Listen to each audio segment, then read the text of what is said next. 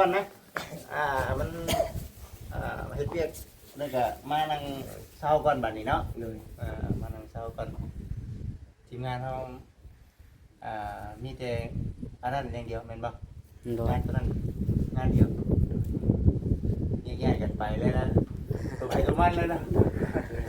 ตัวใครตัวมันนะมีงานก่อนมีงานแล้วจังเอิ้นกันพุ่มโตกันว่าซั่นนะพี่น้องเอ้ยพอดีมื้อนี้ก็คือว่าอะไรพี่น้องเอ้ยเนาะก็ได้คุยกับทางผู้รักผู้ใหญ่เพิ่นปรึกษากันในเรื่องบ้านน้องถือทองนี่แหละมื้อวานนี่บ่ประมาณมื้อวานนี่แหละเช้าวานนี่แหละก็เลยมาถ่ายให้กับทางผู้รักผู้ใหญ่เพิ่นเบิ่งก่อนนะมันบ่ได้เข้ามาแต่หึงได้เนาะพอกันตั้งแต่มื้อน้องเพิ่นไปเยี่ยมอยู่ห้องหมอ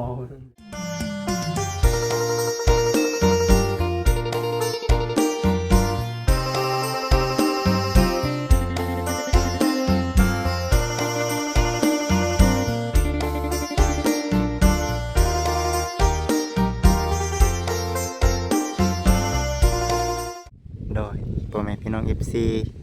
ทุกท่านเด้อพ่อแม่พี่น้องเด้อ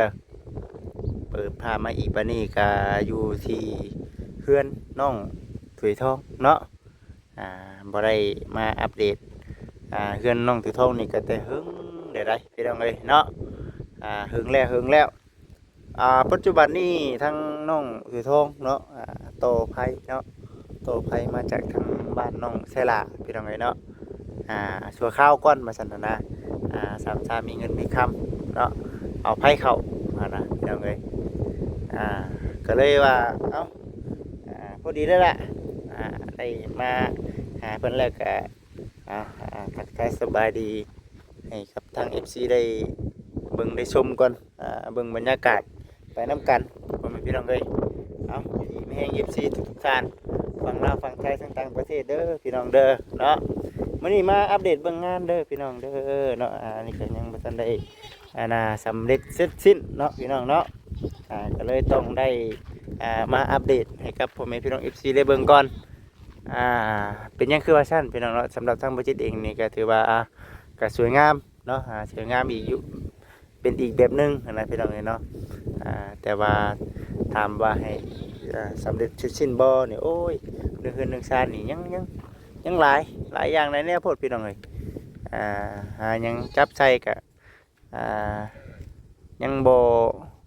พอนะก็บอกเรื่องเพื่อนนี่เฮ็ดไปเรื่อยๆนะพี่น้องเลย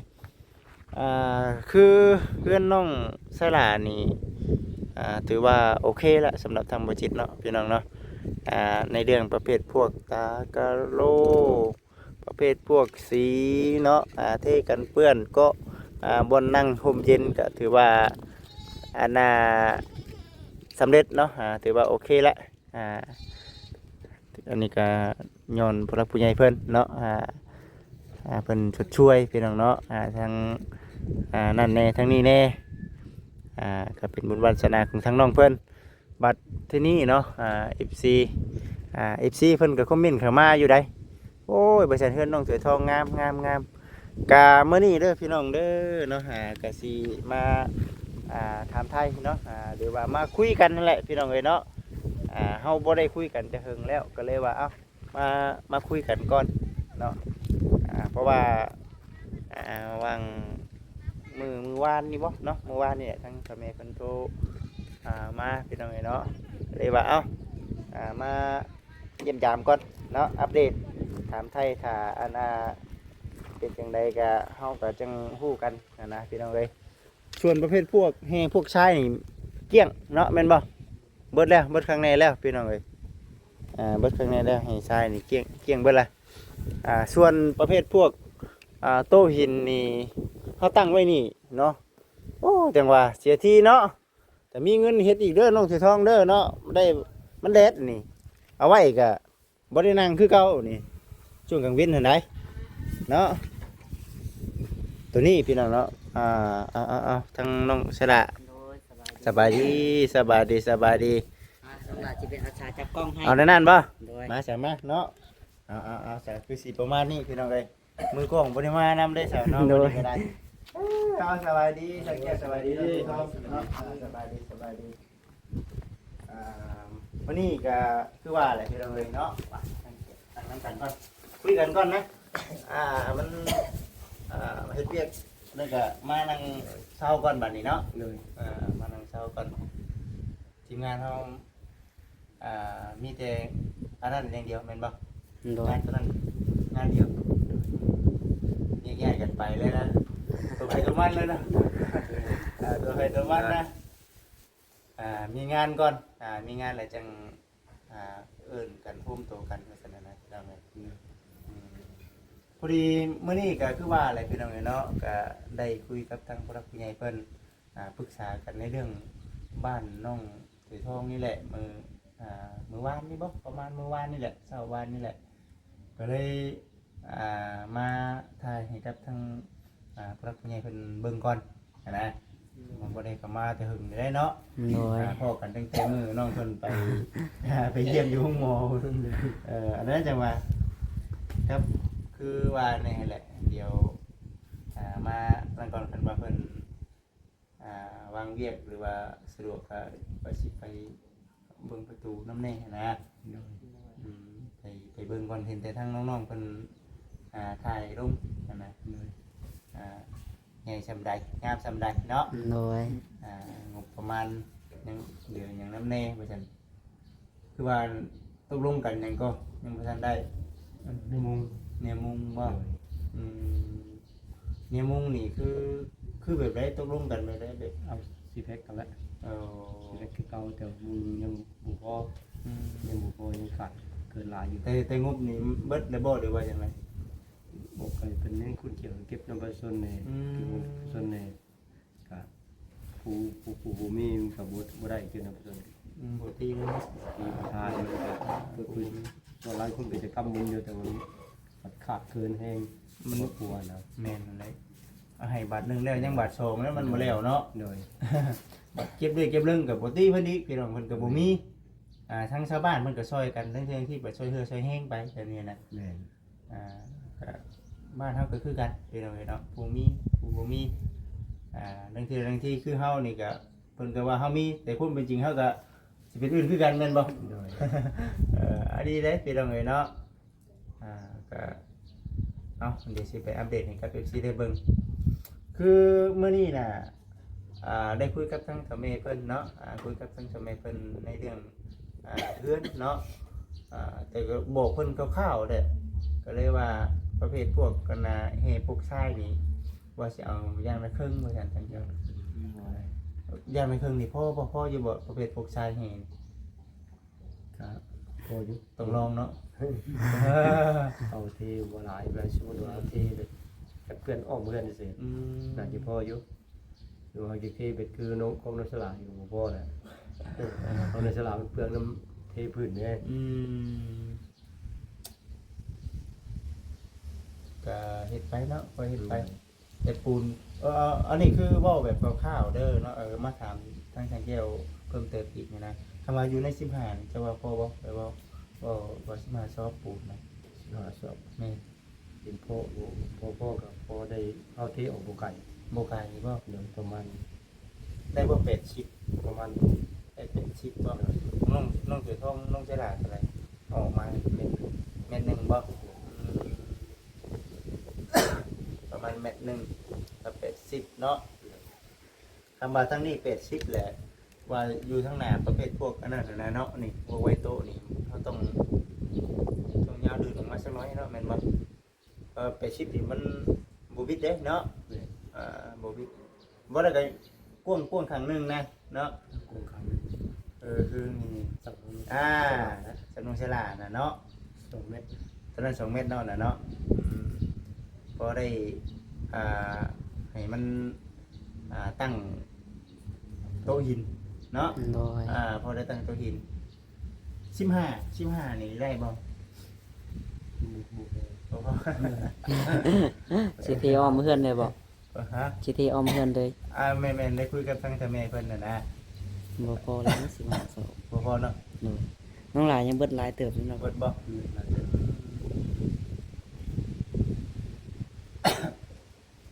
ท่านก็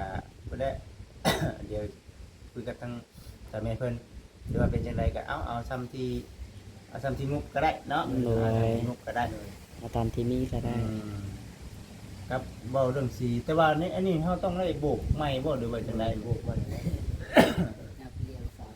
ตัวนี้บ่จัดต้องจับใหม่เนาะแม่นบ่ จะมันโบกมัน ต้องจับเหลี่ยมบ่ได้คุยทั้งอันน่ะเทกันเปื้อนแน่ครับอันน่ะเรื่องสีน้ำแน่นะเมื่อวานแม่เราบอกว่าเพิ่นก็ในเรื่องสีห้องพื้นเฮามายืนยันอีกเทื่อก่อนชงหรือว่า1 2บ่ ต้องทำเพราะว่าภายในภายนอก ภายในภายนอกต้องสองเนาะส่วนสีข้างนอกนี่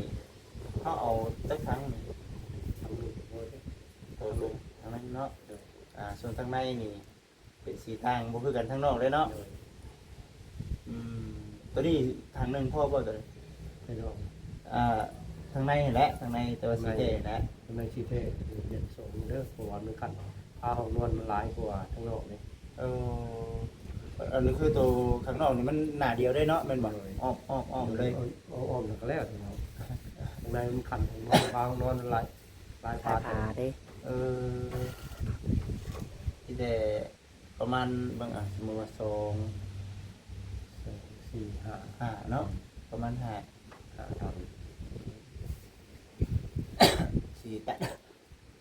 บ่เผาก็ได้เนาะถ้าเบิ่งก่อนก็ได้สิได้บ่อยู่เรื่องเพื่อนน่ะมัน หลายอย่างเนาะ มาเลยพี่น้องเนาะ จักสิได้เอาตัวใดเนาะตัวใดก็อยากเฮ็ดตัวใดอยากเฮ็ด แม่นเฮ็ดเพื่อนนี่ที่สุดพี่น้องเอ้ยเนาะ โดย ว่าได้ก็ได้อันนี้บ่พอบัดยังอันนี้นะพี่น้อง โดย แต่ว่าตาสีฟ้าแล้วบ้านประตูอีก นั่น แล้ว นะมันต้องในนั้นได้เนาะ สีบ้านประตูแล้วสีตัดอีกตัดขอบตัดยังอีกหลายแน บ่ ว ง่าย แต่ว่ายังบ่ได้คุยกับทางแม่เพิ่นดอกว่าประเภทพวกสีตูบ่ได้ว่ามีแต่ว่าเอาสติไปก่อนว่าซั่นน่ะนะ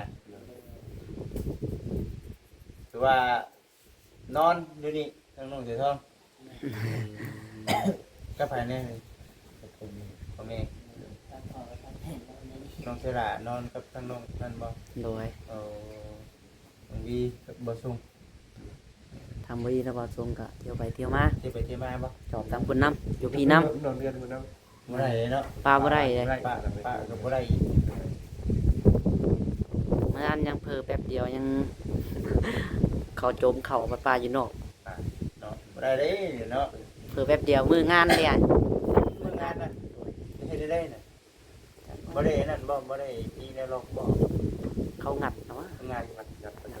ดประตู สำเร็จเซสชั่นนี้ได้ก็สำเร็จสำเร็จบ่ได้เนาะแล้วเฮ็ดสิคนนี่ได้ก็ออกได้คือเก่าเนาะแม่นบ่ โดยปรีอ้ายเมื่อเห็นเลยเขาปะเขาไปเลยจักไผไม่จักบ่จื้อมันค่ำมืดเด้ บัดนี้ต้องขี้ได้เป็นปีหน้าแล้วไว้เถอะ เฮา เจ้าเชื่อว่าที บ่มีเหล้าบ่หยังคันมีเหล้าใคร ต้องเล่าบ่ โดย อยู่เฮือนมีเล่าบ่ บ่มีเลยเฮาบ่มีเหล้าเลยเฮาใส่สอบเอาไว้ในนั้นในเฮือนเลย เอาบัดนี้ก็เอาไว้ คันเฮามีเหล้าเข้าสบาย ต้องไว้เล่าไว้เนาะไว้เฮือนอยู่กับพวกอีกเนาะ จังหนูจังหยังเข้ามาเต็มหมดแล้ว ขันคายอีกแล้วเนาะทำเล่าเข้าพี่น้องเนาะคนหลายบ่เราเข้าเติมเพื่อนได้เนาะ โอ้อยากเติบแล้ว เล่าให้ละเอียดได้เนาะแม่นบ่ โดยเฮาบ่ให้หนูยังเข้าได้เบิดนะแจบมิด เจ็บ มิดซิดเลย ใส่แป้นเนี่ยเรียบหลีมิดซิดเลย บาทได้รับ30,000เรา 20,000 30,000 ประมาณ 2-3 มื้อนะเอาไม้คักๆเลยเนาะนี่เนาะ ต้องไม้เนียนๆเลย ไม้เนียนๆอยู่บ่เล่นล่องอีกสมัยนี้เนาะ เวลาผู้เป็นเขาก็ต้องเล่นล่องนะ ให้มันแจบมิดซิดเลยนะ เล่นล่องนะ อันนี้ก็ยังปัญหาพี่น้องเนาะ เป็นในปัจจุบันผู้ตกพาก็ยังเล่นล่อง เล่าก็เคยเห็นมาแล้ว ใส่ฟ้าก็เล่นล่องเลยบริยาคือเก่านะ เปิดหลายคือกันเด้อพี่น้องเนาะเล่าหลายเนาะ หลาย ช่วงนี้น้อยก็มันละเอียดเนาะ ใส่ไม้หลาย เรื่องเป็นปูนี่ครับเฮ็ดได้ก็เป็นปูนี่เล่นเฮือนบ่ เล่น ต้องเล่นเบิดเนาะ เล่นล่องมันเล่นล่องซบเข้ากันเป็นผู้ไม่ประเกต โอ้ เอาสู้ๆน้องเสือทองเนาะหาเงินหาคำบ่คิดว่าเฮ็ดอยู่พี่สิเหมาะกว่าหนึ่งมันกว้างแล้วก็ แปลนหูแปลนตาเนาะ ป็ตาเขาอยู่ตลอดเลย แม่ เนาะเขาอยู่ตลอดนี่อยู่พุ่นคือว่าสิได้นี่ในเรื่องที่ มันแคมทาง แม่นไกลมากเพิ่นนี่ก็ยังคือว่าเลยพี่น้องปิดประตูตะม่อมเด้เพราะว่าหนึ่งคือเฮาบางทีตอนแรกเฮาออกไปนอนเนาะ เนาะ กลางเว้นเฮาบางทีเฮาบัดออกมาเฮ็ดเวียกเฮ็ดงานซะ โดย และช่วงสงกรานต์นี่แหละจะให้เห็นในเงินในกำให้เขาลงวีเปิดห้าง เอา สงกรานต์ สู้ๆแน่เห็นเนาะ ร้านเพิ่นก็เจ๊ง มาเจ๊งช่วงเพิ่นไปห้องหมอนี่แหละ เพิ่นได้ธันวาเด้ ได้นั่นได้บ่อยู่เวลาเรื่องที่เฮามีเงินซำนี้เนาะ โดย เฮามีเงินซำนี้แหละเฮาตั้งใจสิเอาเงินนี่ไปลงทุนแต่ว่าพอมันเกิดเรื่องเหตุเป็นนี่บัดเฮาบัดต้องเอาตัวนั้นมาก่อนต้องจับตัวนั้นมาก่อนพี่น้องเอ้ยเนาะได้โปรตีเพิ่นที่โตพี่น้องเอ้ยตัวนี้น่ะกระทั่งสิบ่เอามาบัดเฮาก็บ่มีแนวใจให้กับหมอบัด มันต้องได้ใส่นะ ก็ต้องได้ตั้งหลักใหม่เนาะ โดย ต้องได้เริ่มใหม่แต่ว่าในเรื่องเครื่องเฮานี่มีแต่ตู้เนาะมีแต่ตู้โซ่กับตัวตู้แช่เฮามีนะ มีแล้ว ตู้แช่นี่ตู้แช่เอง เส้นแขนยัง แม่นบ่ เสื้อยืดสี ต้องพัฒนาอีกเนาะ ต้องจะโซฟาตู้ใส่แกงอีกกายก็อยู่คงกินนาน ต้องเริ่มนะเนาะเริ่มใหม่เติมได้พี่น้องเอ้ยเนาะเสียหลักได้จ้ะ เสียหลัก เสียหลักบ่ติคือกันบ่ติคือกันช่วงเข้าห้องหมอบางหนึงนี่ป้าดง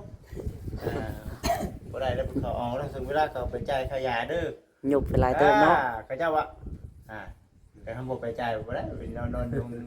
หมอเขาจะแล้วได้ เพิ่นเบิ่งเนาะ แม่นๆใส่พี่น้องเอ้ยเนาะมีแต่สู้ๆหั่นแหละซะเนาะ โดย แล้วก็มื้อนี้ก็เบิ่งไปพี่น้องเนาะมาคุยกันก่อนทางเฮาบ่ได้คุยกันแต่เฮิงประเภทพวกบ้านน้องถวยทองเพิ่นเด้อพี่น้องเด้อส่วนบ้านน้องใช่ล่ะเฮานี่ถามอยู่ทำไมเพิ่นถามอยู่สิจึงได้บ่ซั่นยังขั้นตอนใดแน่บ่ซั่นถามอยู่ว่าไดเติมนึงได้เนาะเติมนึงได้บ้านน้องใช่ล่ะ โดย คือว่าอยากสมบูรณ์ได้เนาะ โดยอยากเก่าๆแล้ว ก็เก่าแล้ว น้องสลาดยกให้น้องก่อนตอน โชว์ก่อนโชว์ก่อนเนาะ โดย นุ่งเสือน้ำกันก้อนก้วนน่ะดิ เนาะ นุ่งเสือคือทาสีนี่แหละเป็นอะไรก็พวกแหละหาเงินหาคำได้โอ้ที่มันเทิงๆนั่นแหละเนาะ โด เพราะ ย นั้นก็ต้องแบบติดเพดานอันนี้คือว่าวเรื่องเฮ็ดเฮือนพี่น้องเอ้ยเนาะ มันไปเรื่อย ไปเรื่อยๆได้ ไปบุญเงินจุกเนาะ แม่น ๆมันจะชิ้นตีไปนั้นแหละโอ้ยอย่าเกาะทั้งนั้นโอ้ยอย่าเกาะวันนี้ มันบ่ได้ชุดเดียวคือบ่จิตนี่ให้แน่มันเบิดแหละมันเบิดบ่เฮ็ดแหละเลย เงินก่อน มันเกาะเลย แม่มันก็แลเดินห้องพี่น้องเอ้ยเนาะก็ในความเป็นจริงก็ห้านก็คือว่าเนี่ยก็มาเลื่นมันนั่นก็อยากขยายอีกอยู่ตัวแต่เฮ็ดทีแรกพุ่นเนาะ โดย เฮ็ดแต่ว่าเฮ็ดแล้วนั่นก็ถือว่าเบิดหลายเติบคือกันพี่น้องเอ้ยเนาะสิแล้วบ่อยู่เนาะแล้วจะมาหาเงินหาคำได้ก็เฮ็ดไปทั้งน้องเสียดายก็ถือว่าหลายอย่างเลยก็ถือว่า99เป็นความน้องเพิ่นว่าหั่นแหละเนาะ โดย 99%ส่วนน้องถวยทองนี่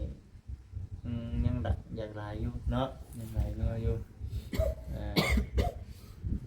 เรื่องของน้ำของในนี่เขาทำกันเลยเนาะ โดย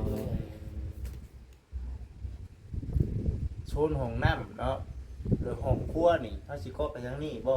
สมมุติว่าอันนี้คือบ่เรื่องมีเงินเด้อพี่น้องเด้อเนาะ โด อัน ย นี้คือเบส ว่าจะโตลงกับ แบบเดียวกันเนาะ เลย ก็เบิ่งไปเป็นจังไดเนาะห้องครัวกับห้องน้ำก็สไตล์เดียวกัน นี่ก็เบิ่งไปเป็นจังเนาะฟังไปอันนี้คือเขาได้มานั่งเว้าแล้วก็คุยกันไปเนาะกันไปทางต่อแม่เราบ่ได้เห็นแต่หึง มาอันน่ะถ่ายให้เบิ่งก่อนว่าซั่นก็ยังงามคือเก่าพี่เราเลยเนาะเพื่อนก็ได้ นี่คือเก่าเนาะ ยังงามคือเก่าแต่ถ้าสีนี่คำห้องว่าอ่า แจ่มเลย โอ้แจ่มเลยได้พี่เราเลย โดย ถ้ากันเว้าอยู่ว่าโอ้เพิ่นน้องสีทองเนาะ โดย ชมมันได้ โซมันได้มันงามเด้ แม่ ไม่มันก็งามไปก่อนเด้เบิ่งเบิ่ง เออ เฮาเบิ่งเฮาเบิ่งแต่ไม่ เออ เฮาเบิ่งแต่ไม่ เอามาบนเดียวกันอยู่ บนเดียว เอามาบนเดียวกันอยู่บ่คือกันได้ บ่คือ นี่แหละไปออกมาแต่ละรุ่น แต่ละรุ่นเนาะไปมีแต่รอรุ่นเบิ่งเด้อพี่น้องเด้อเนาะกันว่ามีหรือว่าทั้งถ้าแม่เพิ่นบ่มีผลงานก็เดี๋ยวสิมาถ่ายบรรยากาศเนาะตอนที่ทั้งน้องๆคนนี้ก็ถือว่าบ่มีปัญหาในเรื่องสร้างเนาะอันนี้เฮาเฮ็ดไปเฮาบ่มีงานแล้วเอาไปเฮ็ดนำกันเนาะอันนี้ถือว่าถ้าหากว่ามีงบซื้อก็เฮาก็แบ่งกันเนาะคือปัจจุบันนี้มันทั้งสังเกตกับทั้งน้องๆวัดไปเฮ็ดโครงการนี่คือเพิ่นเฮ็ดให้แล้วเลยเนาะแม่นบ่ มีจมูกสิ มีแต่มุงซื่อ อัดทั่วแล้ว วง ก็เลย อัดทวน กล้าว่าประมาณจังมื้อ เกิดมาเพลงพอกับเป็นเรื่องได้2 มื้อ ตอนมือ2มื้อแล้ว ที่2 มื้อก็จบแล้ว เฮ็ดเรื่อยๆเนาะแม่นบ่ เลย โดยพอได้มีงานเฮ็ด ในใจก็ยังอยากจะมีแนวเฮ็ดอยู่เลยเนาะ โดย กับมุมเบิดเวียกนี่จักสิเฮ็ดได้ไดแล้วบัดสมมุติว่าเบิดนี่เบิดจากตัวนั้นนี่เฮ็ดได้แล้วบัด หาต่อ หาชอบต่อ ชอบบ่ โดย ส่วนมากงานแบบนี้นี่คือเพิ่นมาหาเฮาเองหรือว่าเฮาต้องเลาะทาง เป็นมาให้ เพิ่นไป เพิ่นมาติดต่อเอง ผมว่ากาว่างๆแบบมีรถผมมา กาว่าสิว่างนะ เอาบ่แบบนี้ก็คล้าย แนว กันเนาะ แนวเพิ่นก็ชอบเบิ่งอยู่เนาะ ชอบอยู่แล้วผมมีตรงนี้มีรถผมมา วันนี้หนึ่งก็แนวหนึง บางทีที่บัดเห็นอยู่ที่เห็นเขาเจ้าเฮ็ดอยู่บัดเอายังๆเนาะมันแล้วก่อนจังไปเว้าต่ออีก คืออยู่ทำกะมาเอารายการใหม่ไปได้จึงเห็นโครงราคา โอ้ พอดีเลยใหม่เดินแล้วพอดีแล้วเจ้าเห็นแล้วแต่ว่าไม่คนเลยมาแล้วเฮ็ดโครงไปต่อแล้วเด้อต้องมีตัวต่อ ก็มีงานตลอดได้ใช่เนาะบ่ได้บ่จักคมเฮ็ดได้พากันนั่งอยู่ได้บัดนี่ เนาะ เนาะ เหมือนกันเสือสีดำนอนยำน้ำหน้าเนาะ แม่ ยังลายมือถึง หลา ลาย ย เดือน ดำนา ก็ได้สิดอกนี่เนาะ ว่าสิว่าเฮาเฮ็ดบัดเพราะว่ามันบ่ได้รับเต็มที่คาราคาก็ได้ คาเป็น แต่ละบอนบัด เยา เห็นบ่ ย่ำเยาเลยคันหับแพงๆเพิ่นก็ชื่อคือกันเลยมันบ่อยากหาคือกันเลย บอกว่าเฮ้ยเอาทีมงานสร้างแก้วนี่แหละติพอสำเร็จสำนึงพอนโยบายกันได้ติ หน่วยคือในโครงการนี่แหละ2 ล้านปลาย ไอ้พวกเป็นจริงกูหันได้เนาะ โอ้เป็นหมื่นเป็นหมื่นบ่ได้คันเอาแท้ๆนะ เป็นมือกูเลย 2 ล้านปลายนี่แต่ว่าเฮ็ดต่างบ้าน โอ้นี่เพิ่นคือสิได้อยู่หมู่3 อืม 3แล้วสิได้เนาะได้อยู่ ขอแล้ว เนาะ ทางอัดทวนนั่นอย่างเนาะ ยังโอ้ยหลายเติมได้ หลายอย่างเดี๋ยวนี้ โอ้ยเฮ็ดโครงใหม่นี่ก็เติมนึงเนี่ยเนาะ หน่วย เอาขึ้นเอาลงอยู่ธรรมดา บางทั้งเห็ดพวกเนาะ เอ้ามั่งอีกแม่นบ่ บาง ทั้งมั่งทั้งเฮ็ดนะ เออถือว่าจะถืออยู่ได้ โดย 2 ล้านถืออยู่ ย่ำเยาเลย 3-4,000นึงเนาะ โดย 3-4,000มันก็แพงอยู่เฮ้ยอันดอกพี่น้องสำหรับเฮาผู้มีก็แต่ว่ามันบ่สมกับเฮาเฮ็ดเนาะ โดย ขอบ บัดเดี๋ยวนี้บัดเครื่องแฮงแพงน้ำมันแฮง มัน บ่ว่าพื้นเลยเนาะน้ำมัน จะว่าสิได้ขี่รถจักรมาได้บัดนี้เด้เออ บ่ว่าพื้นเลยเรื่องน้ำมันเนาะ บ่เรื่องน้ำมันนี่ อันนี้ขึ้น รถจักรนี่จักสิไวๆเนาะปีนี้ ขึ้นสิคั่วอยากอันขึ้นอดีตเก่าช่วงนั้นรถถีบ ชื่อว่าไว้ใส่ได้ เอาเลยทีสมมุติเนาะ ขี่ไปเกลือหมูเกลือไก่อยู่นะโอ้ขี่ไปเกลือหมูกันนะ มัน น้ำมันไหว เพลงเนาะเพลงอดีตได้เป็น ลิตร30 40นะทางบ้าน มันนี่ได้ดิ 40 ดินึงนะโอ้ตัวเพลงเด้อ เองนะน้ำมันก็พุยลิตรนึง40แล้ว มันก็พุยเลยคันน้ำมันน่ะปั๊มเลยประมาณ30 มันปั๊ม 30กว่ามันปั๊มบ่มีเด้บ่นี่ บ่มี ปั๊มของปั๊มนี่บ่มีเลย 30ก็ยังบ่อยากมีแล้วบ่อยากมีขายแล้ว น้ำมัน คันเอาไปซื้อในขวดเขาแห้งบ่ให้ขนาดเพิ่น ตั้งใจมามักอยู่ไปเอาอันน่ะเอาซีดหมูมื้อเช้านี่ก็ได้พี่น้องเอ้ยมันปั๊มเลยปั๊มมันก็ปิดเบิด เพิ่นปิดปั๊ม แม่สิได้ขี่รถจักรแล้วบาดเนาะ เนี่ย มันหาวแล้วบ่เฮ็ดได้ซะมันอ่าเสียนเอาแล้ว มันจะเป็น มันคือเจ้าก็จะได้ใส่จะเป็นแล้ว ทั้งหมดไป จะหาเกตแต่สิ้นแต่ยังมาระยะรับไปเอาไปจับ ถ้าเนาะถ้าเอาเอซีดเนาะว่าซั่นนะ ตามซาสถานการณ์เครือข่ายมันมาเป็นปกติ เพลงเด้อพี่น้องเด้อเป็นจังใดเนาะ FC ทางฝั่งไทยเนาะจะพูดได้เพลงก็บ่ได้ว่าหรอกนี่จังซี่ก็มัน ญาติบ่มีชื่อญาติบ่มีน้ำมัน คนเฮานี่ก็คือว่าเขาปัญหาคือญาติบ่มีหลายกว่าเนาะ มันคิดในใจว่าเห็นหน้าปีนี้เห็นลิตร50ก็เห็นมีขายกันยังสิพอไหวอยู่ญาติบ่มีขาย จำเป็นบ่ได้ได้สิจำเป็นแน่เนาะ เป็นแล้ว เออ จังบ่ เอาใส่ จับไปเล็กต้องใส่น้ำมันเนาะปัจจุบันนี้อันนี้คือว่าเรื่องน้ำมันแล้วพี่น้องเอ๋ยเนาะมันเกิดจากอันน่ะสงครามนี่แหละ สมมุติคุ้ยแบบเคยสิเพิกคุ้ยเป็นนี่ก็บ่ได้หาย ดีแล้วดิควายมันสบายเลยนี่บ่อยากให้มันทุกข์มันยากคือเก่าแล้วควายเดี๋ยวนี้นะให้มันนอนพักผ่อนซะ เอานากินยาแล้วเนาะ กล้วยแม่ใหญ่สำนี้ไทยหน้าบ่ได้เป็นไดกูมื้อ โอ้ยเขาเอิ้นว่ายังสิทธิ์ก็ยังบ่เป็นครับแบบว่าพัดเชือกเนาะ บ่เป็น พัดเชือกก็ยังบ่เป็นครับเลยนี่นะ ตะกี้ละเป็ด แต่มันอาจจะ ที่ใส่มันง่วงไทยหน้า บ่มีแล้วเดี๋ยวนี้พี่น้องเอ๋ยเนาะ ช่วงรุ่นข่อยเอามาไทย มีมาอีก นี่มายังเอาไทยไทยหน้า โอ้บ่เคยเด้อตัวนี้เด้อ มาไวเลยมาขยับเชือกมันเละหน่อยเออ ได้สิแล่นทันเนาะ ไทยหน้าไวมันจิกทำก็ไทยอยู่แล้ว รุ่นมาเลยบ่ รุ่นมาไทย หาก็เคยได้ยินดอกนี่เนาะ เอามาไทยนาโอ้ยเขาจะเอาเชือกมันแหล่นเลยเขาแหล่นน้ำลังมันเลยแหละ นี่เกิดทันตั้งแต่ควายพี่น้องเนาะอยู่เพื่อนเด็กยังใช้ควายอยู่เกิดดูแต่เขากิ่งแต่ว่า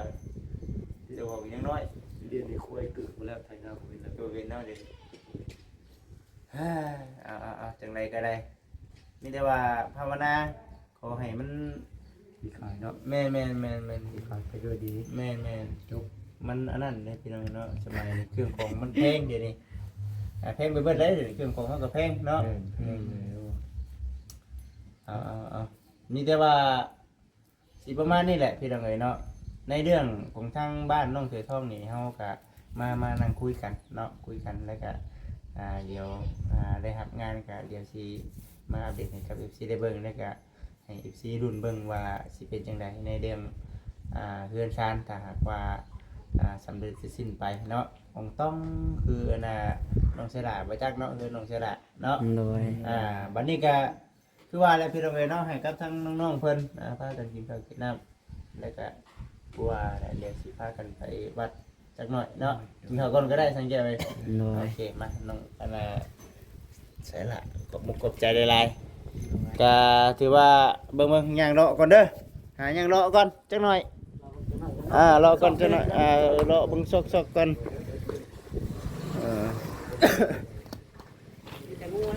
มีแต่งัวเนาะมันโล่งเด้นี่หัวเนาะเพิ่นน้องจ้อยนี่มีหัวอ้อมเบิดเลย นี่น้องหลานหาไหล ไล่เลยแมันบ่ ไหลขี่เดินเดิน แม่นเนาะนี่เนาะขี่โอ้บัดเพื่อนน้องดาวเพื่อนน้องจ้อยบัดมันมีประตูหัวเรียบร้อยเลยเด้พี่น้องเอ้ยเฮาก็เนาะเที่ยงคืนจะคือหลายแท้งัวนี่ติเอ้ยเอาใส่พี่น้องเอ้ยกะสิประมาณนี้แหละกะเห็นบ่พี่น้องเนาะเดี๋ยวเทกันเปื้อนออกมาทาสีขึ้นไปบ่จิตชื่อว่ายังโอ้ยงามมงตองเลยอันนี้คือถามว่ามันได้บ่ก็ได้อยู่พี่น้องเนาะ สำเร็จบ่ บ่สำเร็จฝนตกมาน้ำมันเปื้อนใส่มันก็เปื้อนเนาะ ไปจันพี่น้องเด้อเนาะฝาก FC เป็นกำลังจิตกำลังใจให้เด้อพี่น้องเด้อขอขอบคุณทางท่าแม่ละลายเนาะให้กับทางบริษัทเองเป็นสะพานบุญให้มื้อนี้ก็อัปเดตก่อนคุยกันเรื่อยๆนะพี่น้องเนาะสมเฮาบ่ได้มาหากันแต่หึกเนาะเอาว่ากันรอบต่อไปพี่น้องคลิปต่อไปสำหรับคลิปนี้ขอกล่าวคำว่าสบายดีพี่น้องเด้อ